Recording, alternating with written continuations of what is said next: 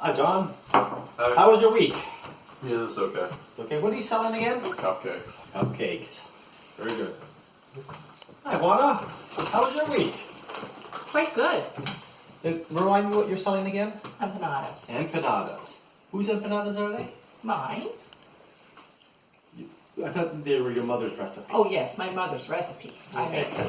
So what we're going to look at this week is I'm going to teach you how to effectively sell. And over the years, I came up with this acronym, which is you can't sell without an ace in the hole. We're going to go through each of the elements of how to effectively make a sale. And the assignment is that you're going to jot down your points of how you're going to make the sale. Yours was well, yours wasn't so good. You're going to record yourself in about 60 seconds or so. Practice selling all week. And then on Sunday night, you're going to record yourself again doing your sales pitch. And then you're going to upload both videos. And then in the next class, we're just going to look at the differences between what you recorded at the beginning of the semester, what you recorded at the end of the semester, and look at how effective the technique was. And so what I'm going to do is I'm going to model the behavior based on what I did when I was your age and I had my own business. Back then, I didn't have this acronym, but as I started teaching, I started thinking about what I did and didn't do. And this is how I came up with the tool set that I'm calling You Can't Sell Without an Ace in the Hole. And so what I would do is I would walk into a store, and I'd first ask, can I speak to the owner or manager?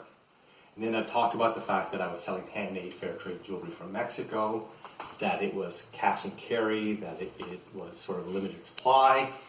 I would talk about the fact that a different store up in a different community also had the product and that it was selling well.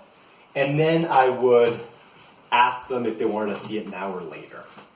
And so those are kind of the key elements of what you need to do to effectively sell.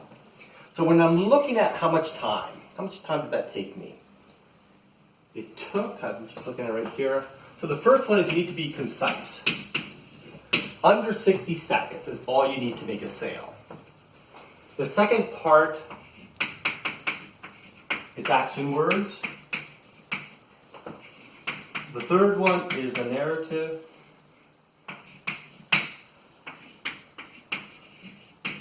Target. So 30 to 60 seconds is all you need. Action words. I'm going to come back to that. Narrative is a good story. Handmade, fair trade, jewelry from Mexico. You all have a story. It's homemade cupcakes, it's my mother's recipe. All those things are part of this story. What did I say, or what I looked at when I first walked into a store is I made sure I tried to talk to the person that could make the decision. And so I would ask to speak to the owner or manager. That is more important when you're selling wholesale or if you don't know who you're selling to, right? So, Juana, you mostly sold to your friends, right? That's right. And so your target, you've already targeted to other Hispanic people that know your product. John, do you know what an empanada is? No. No. And so when you're targeting your sale, because you said you did really well, I want you to practice this on people that don't know the product, non-Hispanic people. Okay. So you can think about what you would say to someone like John when you're trying to get him to buy the product. The narrative we know is a good story. It's your mother's recipe, it's homemade, it's whatever. The action words, this is how people buy. And what they look for is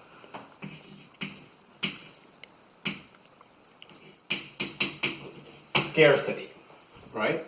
So John, when you're looking at yours, did you talk about the fact that there was a scarce supply? No. Because what it is you've made one batch of cupcakes. You've made 24 cupcakes, so there's a scarcity. So we want more of what we can have less of. So if there's limited supply, you see this all the time in advertising, right? Limited time offer,